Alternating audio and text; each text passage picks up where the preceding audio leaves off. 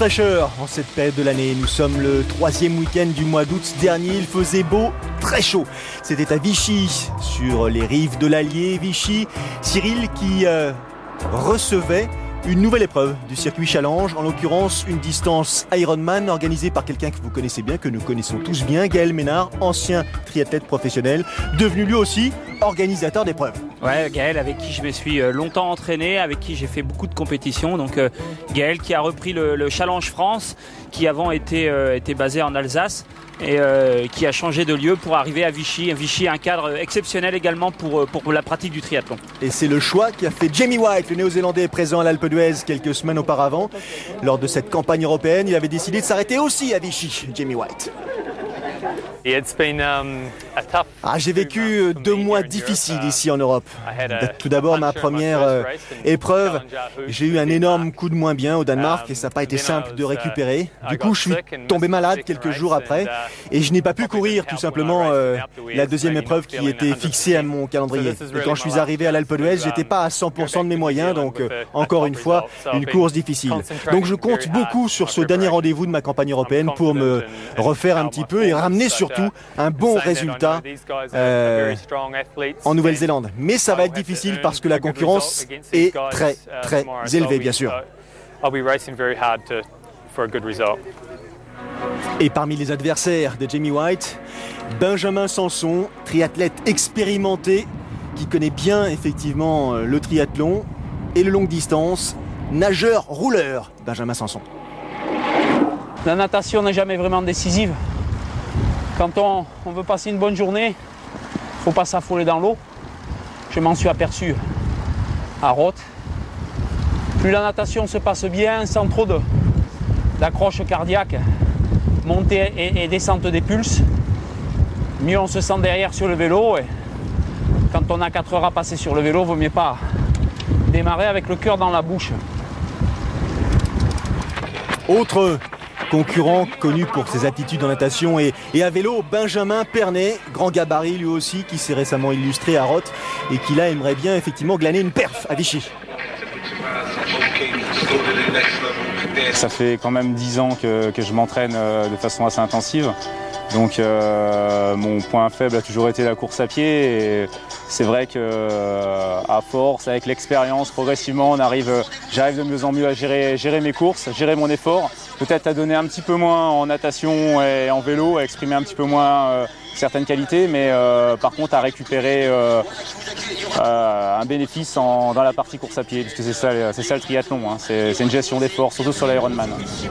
Surtout sur distance Ironman. Matin de l'épreuve, départ prévu à 7h, inscrit dernière minute, Stephen Bellis, le Britannique, un vrai client pour tous ses concurrents.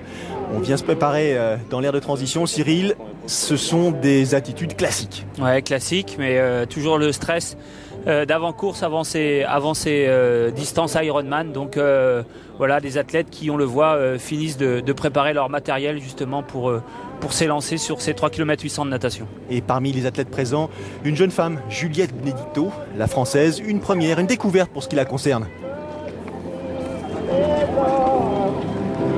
La natation, bon, je pense que c'est là que ça va être le plus facile. Bon, en plus là, il n'y a pas de combi, donc moi, à la limite, je préfère. Même si je suis pas une grosse nageuse, je préfère. Comme ça, on sort, on n'a pas besoin de l'enlever. Et après, ça va être surtout à vélo que je vais essayer de pas trop me mettre dans le rouge parce que c'est long. Et puis après, le marathon, j'ai aucune idée de comment je vais le faire. Je vais partir et je vais voir qu'est-ce que ça fait, qu'est-ce que ça donne. Voilà. Elle est charmante, elle a le sourire, il vaut mieux parce que là, mine de rien, elle va découvrir sur le tas l'épreuve, la distance reine.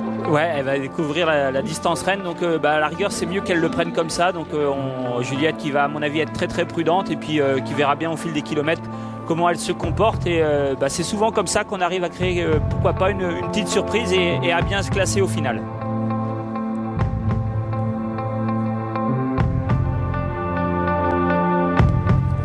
Des attitudes, des regards que l'on retrouve et que l'on croise régulièrement sur les départs de ces épreuves.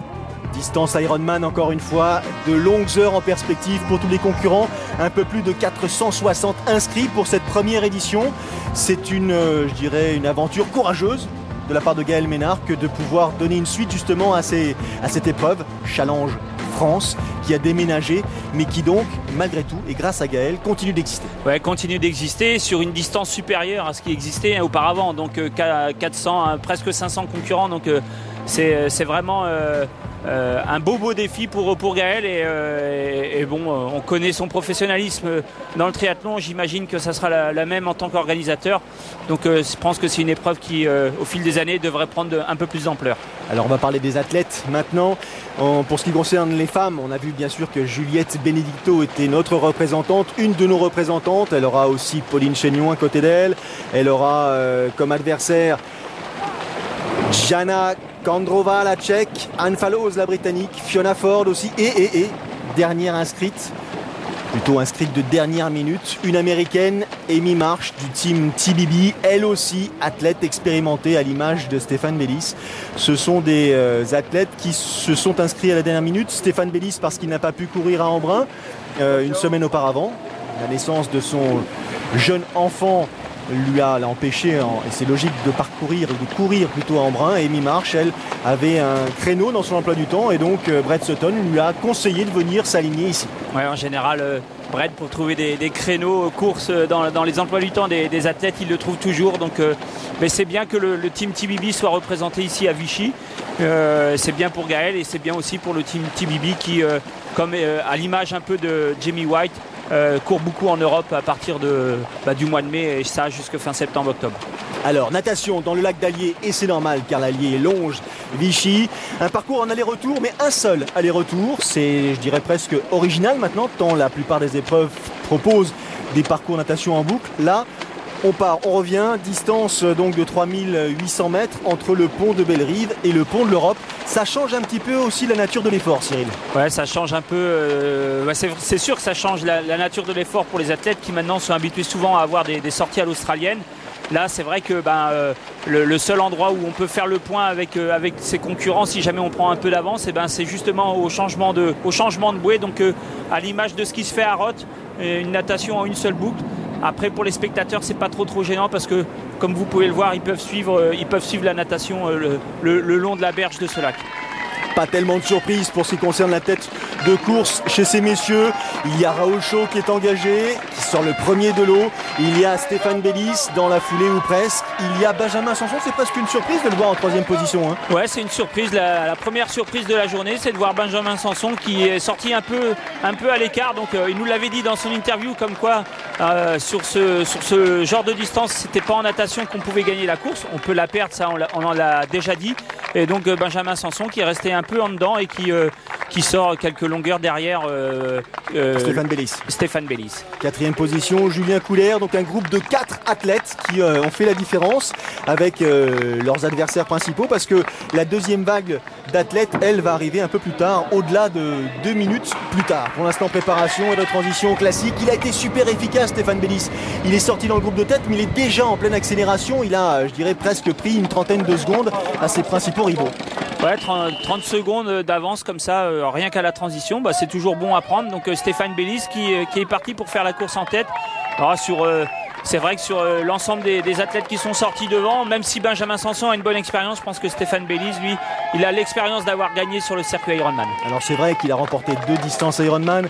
Stéphane, c'est en Afrique du Sud et puis en Grande-Bretagne en 2008. Depuis, il est un tout petit peu plus discret, donc il est à nouveau en quête, bien sûr, d'une performance. La dernière épreuve à laquelle il est participé, c'était le Challenge Copenhague, où il avait pris une 8e place. Ça l'a pas totalement satisfait. Ce sont les autres, là, qui sortent de l'eau, les autres messieurs, et notamment l'Estonien Prit Helt qui sort juste devant Benjamin Pernet. Alors Benjamin Pernet, je dirais en shorty, sans eau, c'est assez aussi peu fréquent de le voir. Normalement, on n'est pas autorisé à courir sans eau, sauf sur la série Challenge.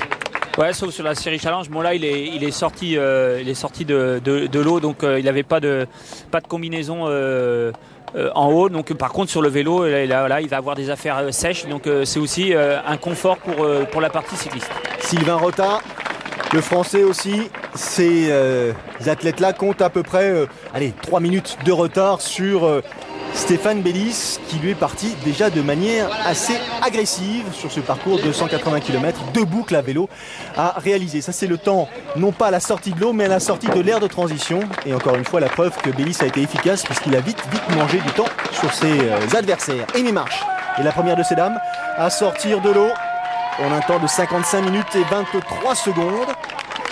Natation en tête pour l'athlète américaine. Deuxième place pour Juliette Benedicto, qui compte à cet instant précis un peu plus de 2 minutes 09 de retard sur Amy Marsh. Rien de gravissime, loin de là. Il va falloir gérer son effort lors des kilomètres à vélo.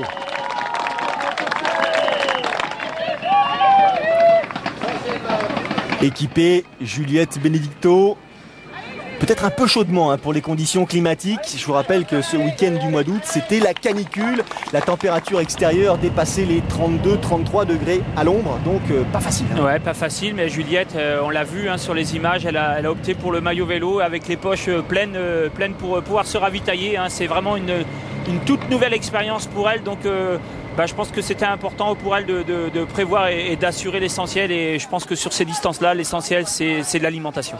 Troisième athlète à sortir de l'eau, Dossard 101, Pauline Chénion. Plus de 5 minutes de retard sur Amy Marsh. Regardez donc Inke Schirch.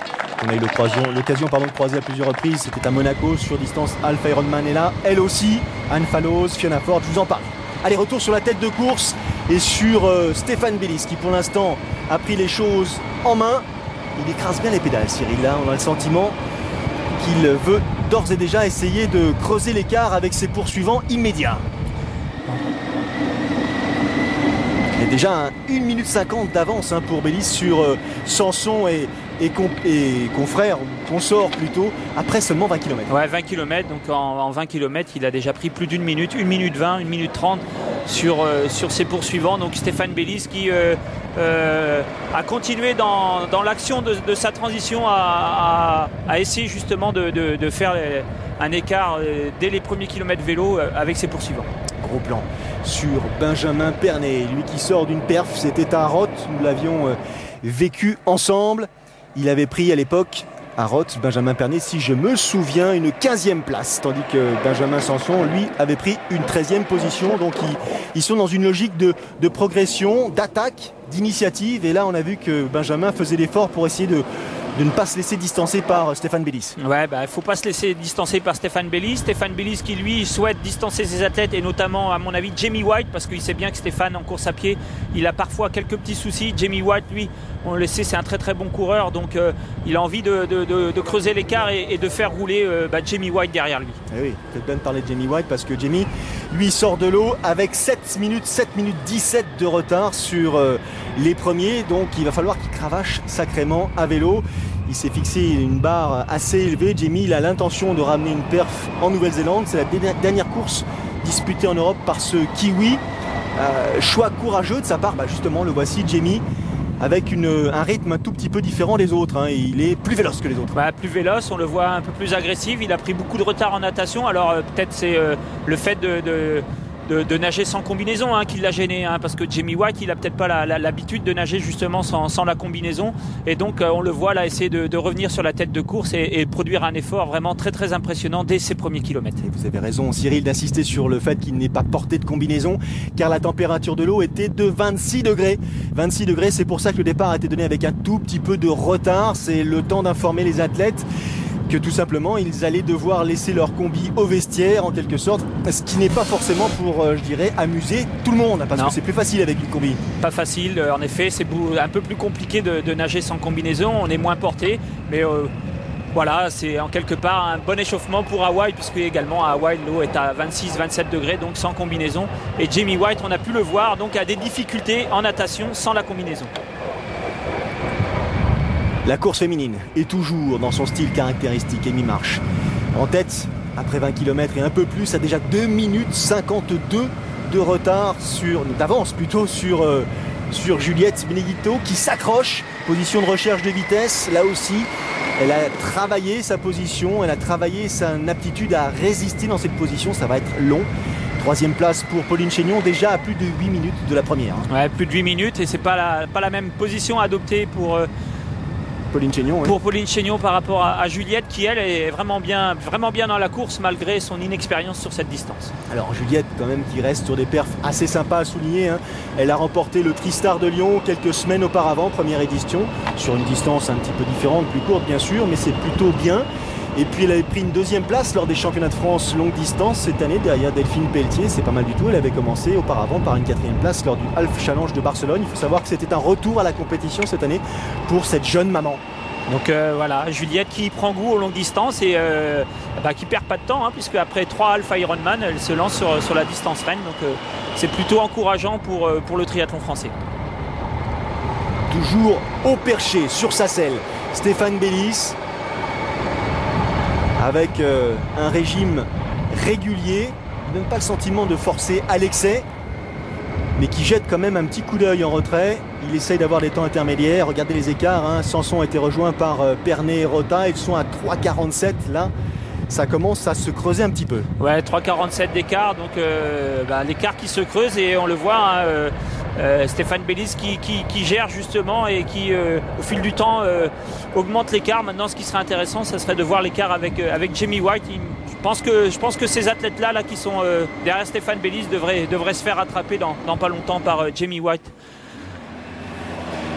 Un parcours cycliste relativement plat, quelques petits faux plats là comme sous nos yeux à l'instant, mais un parcours plat, c'est le choix de Gaël justement de dessiner un parcours accessible pour favoriser les performances justement, pour avoir une épreuve dite rapide. Ouais, une épreuve rapide et favoriser les performances et on le voit, le parcours pas très accidenté. Beaucoup d'athlètes ont opté pour des vélos de contre-la-montre, des roues lenticulaires, donc et puis un parcours plat aussi, ça permet à plus grand nombre de pouvoir participer, de pouvoir s'essayer sur cette distance. Et l'écart qui tout doucement se comble, on est passé de 3,47 à 3,10 là, après le kilomètre 70, donc le travail organisé par Benjamin Pernet avec Sylvain Rota dans sa roue et un peu plus loin Benjamin Sanson qui commence à souffrir un petit peu.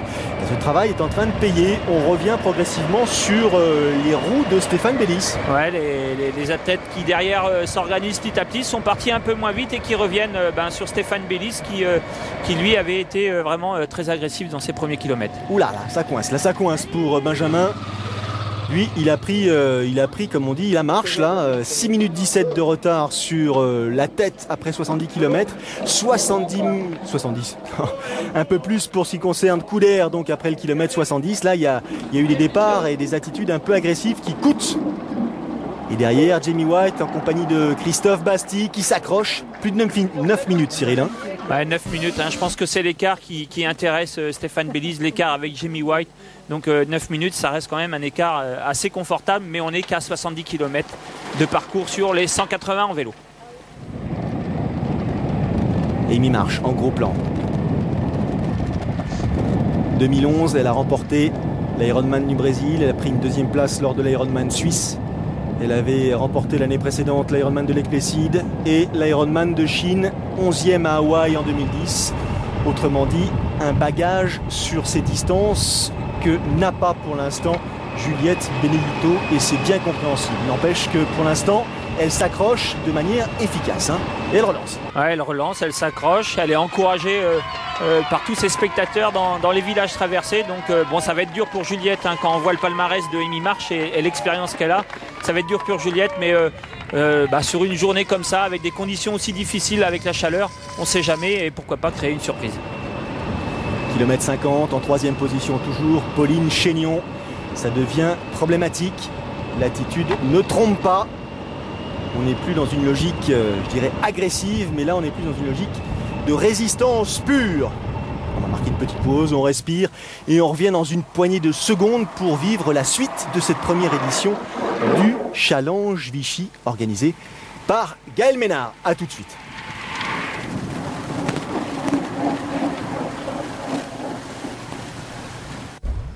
De retour sur les routes de l'Allier pour cette première édition du Challenge Vichy avec devant Stéphane Bellis qui pour l'instant donne toujours le tempo devant un Benjamin Pernay et un Silva Rota de plus en plus agressifs qui, au gré des kilomètres, commencent à revenir sur les roues du Britannique. Ouais, c'est assez surprenant, hein. Stéphane Bellis qui avait fait l'écart dans les premiers kilomètres vélo, et puis Benjamin Pernay, sans s'affoler, a laissé Stéphane partir et puis il revient progressivement sur lui, donc ce qui va donner une course vraiment intéressante pour cette deuxième partie cycliste. Encore une fois, il faut insister sur la température ambiante. La preuve, hein, Stéphane qui n'hésite pas à se rafraîchir. Il faisait ce jour-là, 3e week-end du mois d'août, plus de 33-34 degrés. Et regardez l'écart, hein, kilomètre 117, ils sont, je dirais presque à portée de fusil, c'est une image bien sûr. 13 secondes sépare seulement Bellis de Pernay.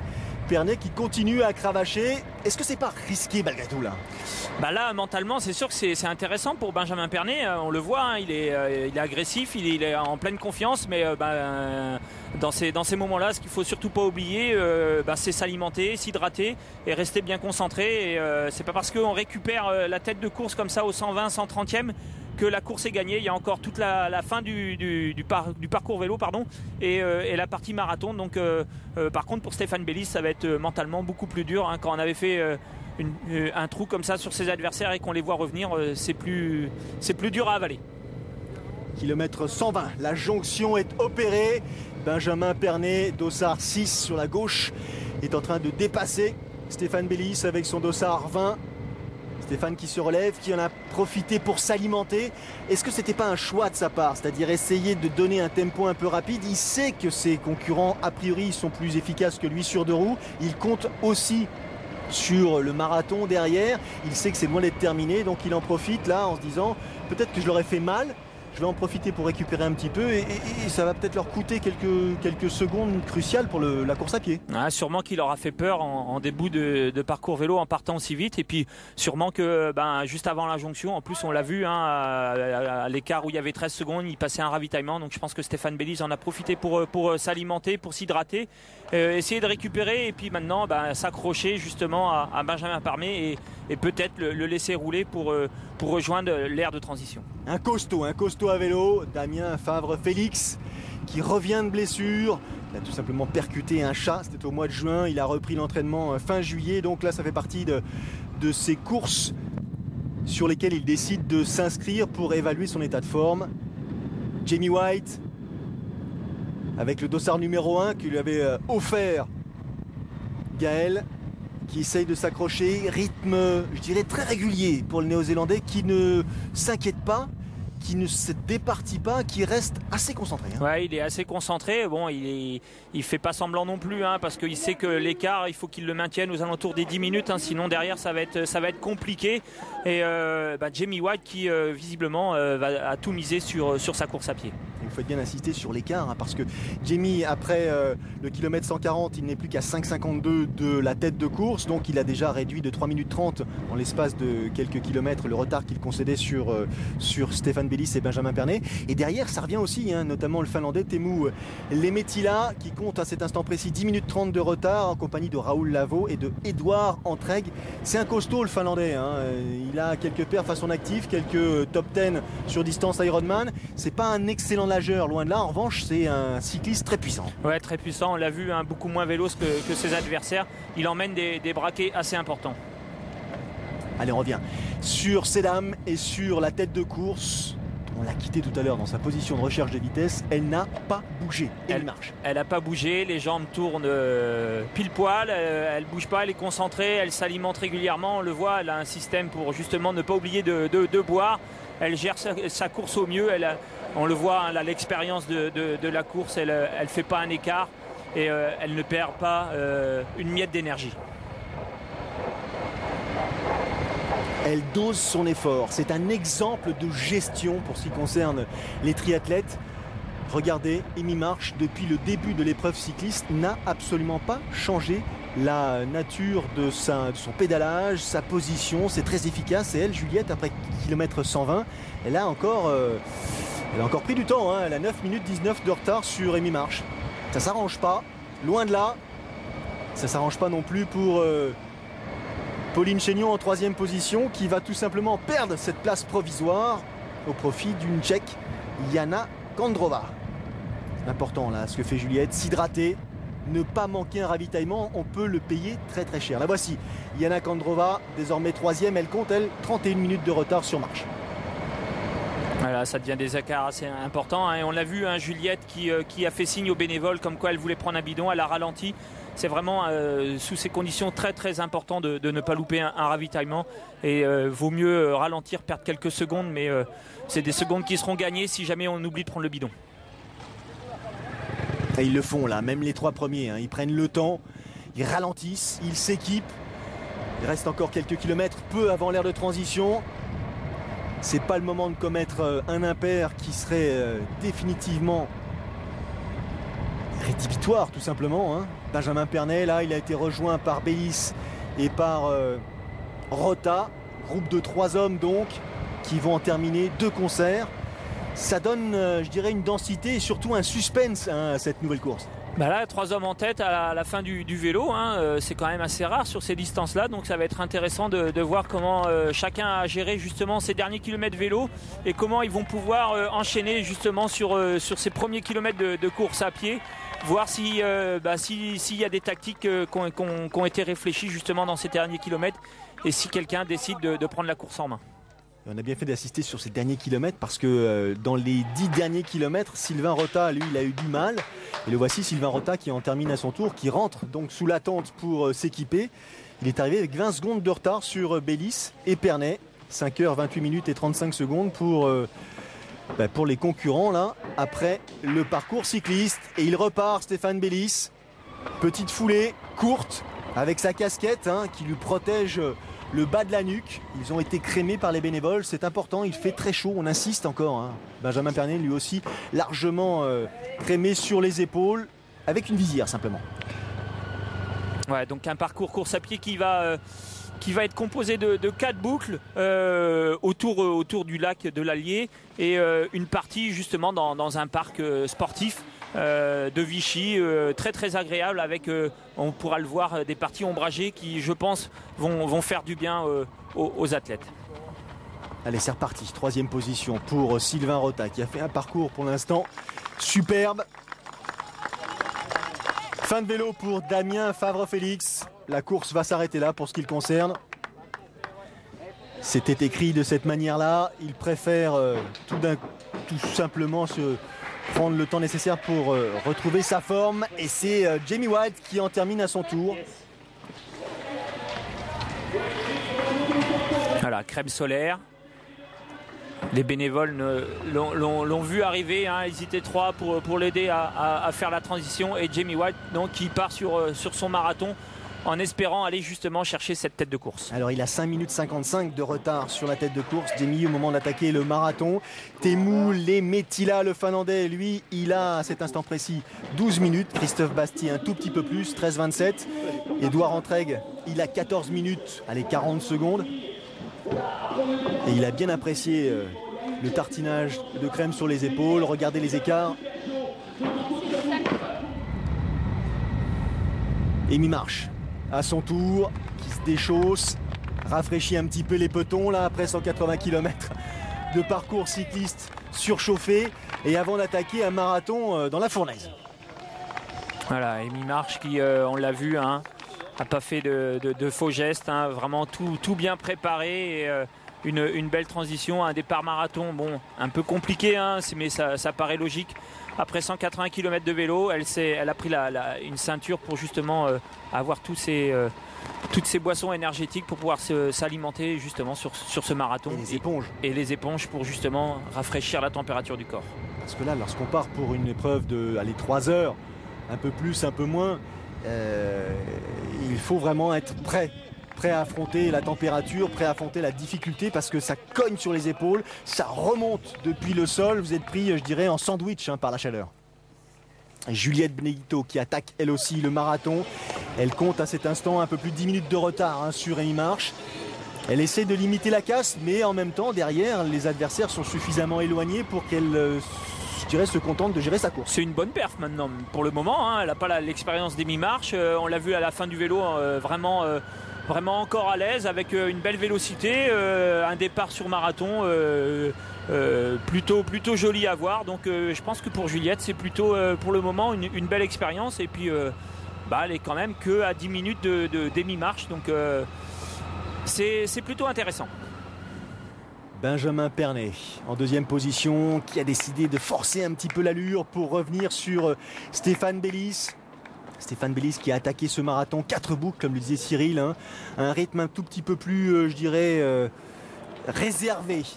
Là, on voit que la foulée n'est pas la même. Benjamin revient sur Bellis avec efficacité. Attention, hein, il a fait le même coup lors du parcours cycliste. À force de répéter ses efforts, est-ce que ça ne va pas coûter, je dirais, à Benjamin, même si là, il dépasse allègrement Stéphane Bellis à hauteur du pont de Bellerive. Ouais, un chassé-croisé entre ces deux athlètes depuis le début de la course, c'est intéressant. Donc Bellis qui avait pris les devants au début du marathon, un peu comme en vélo, et puis voilà, qui se fait rattraper et dépasser par Benjamin Pernay.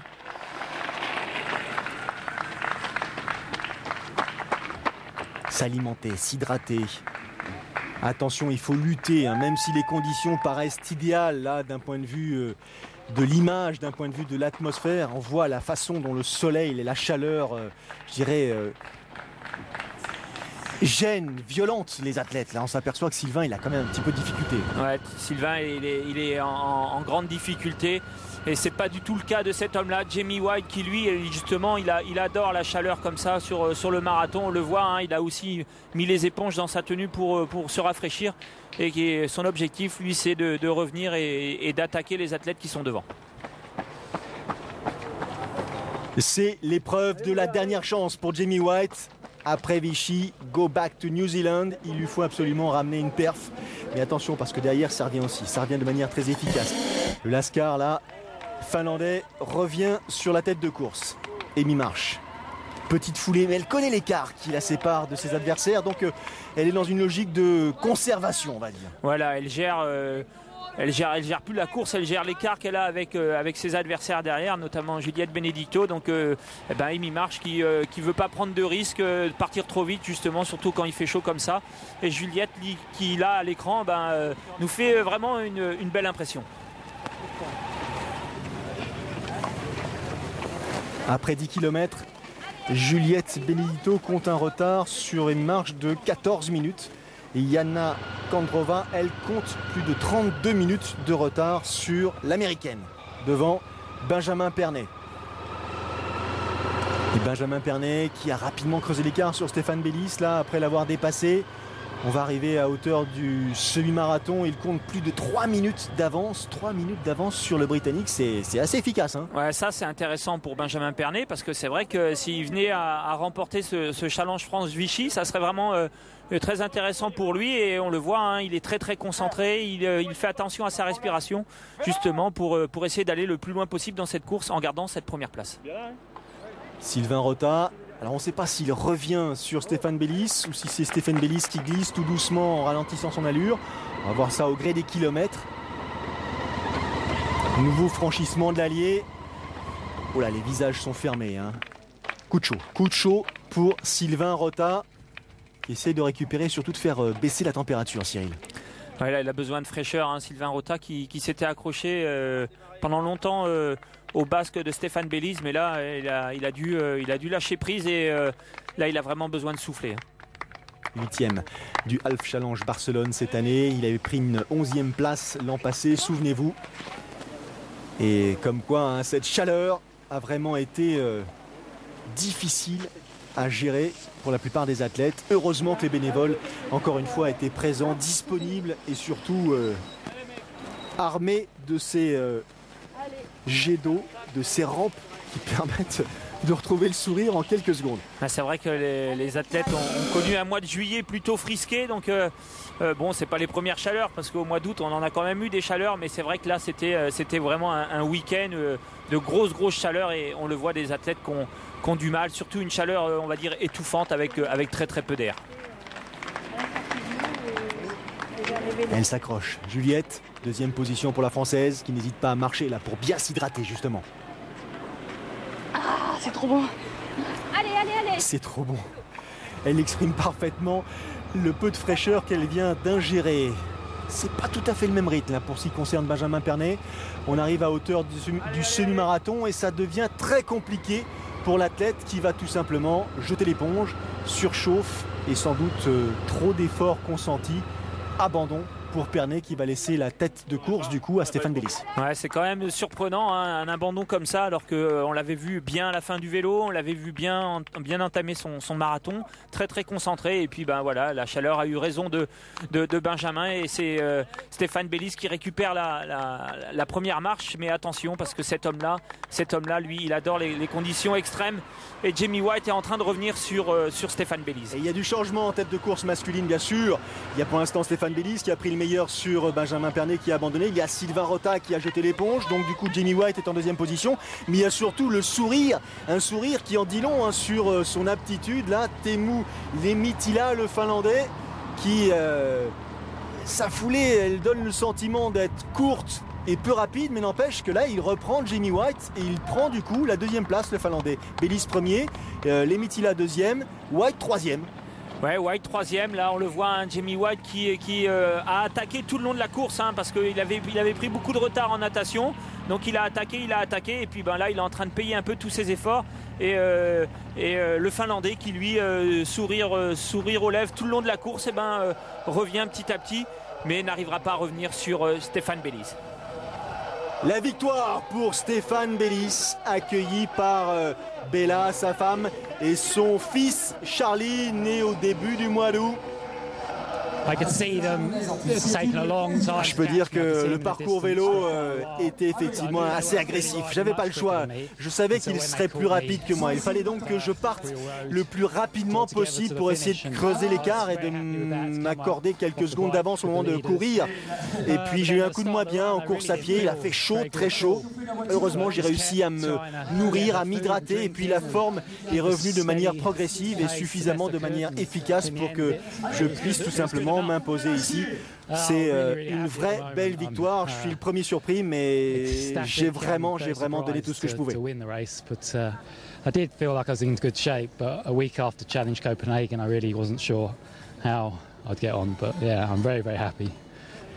Deuxième place pour cet athlète, le Finlandais Lehtitila, Teemu de son prénom, qui termine à plus de 4 minutes de Stéphane Bellis. Deuxième place pour cet athlète finlandais. On va pouvoir aller retrouver Stéphane Bellis.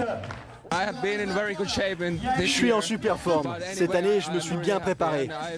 Et je savais que j'allais avoir des difficultés en natation, que je ne pourrais pas suivre le rythme des premiers.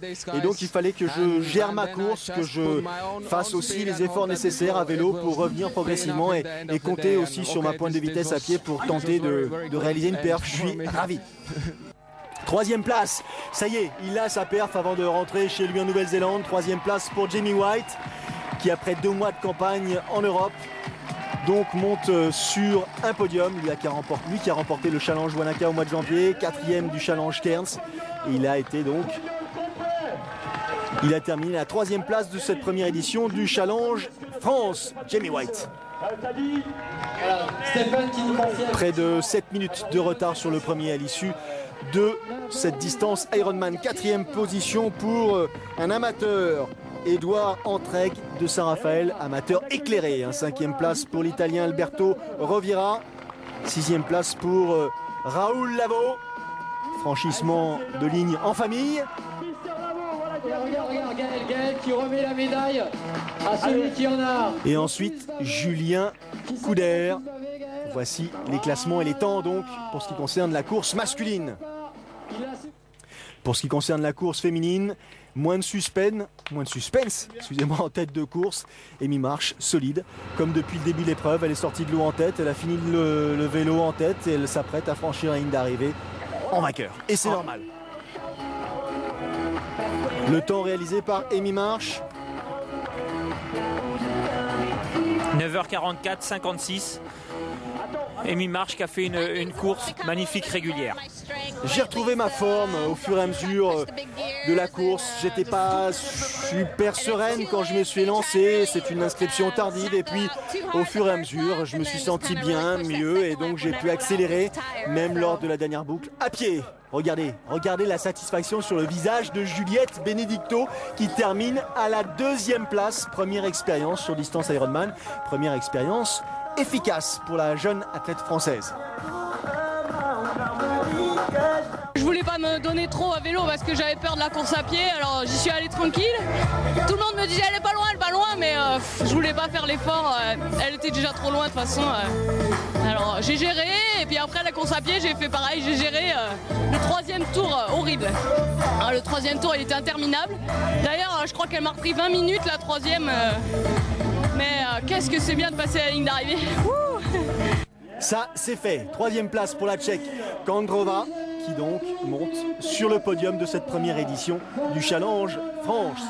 Premier challenge, Cyril, avec des jolis résultats. C'était accroché, surtout chez ces messieurs, mais une belle épreuve. Ouais, une très très belle épreuve avec l'expérience de Stéphane Bellis qui a joué, hein, puisque c'est lui qui a réussi à le mieux gérer tous ces coups de barre. Hein, on l'a vu, ils sont tous passés par des moments très difficiles, les conditions étaient dures.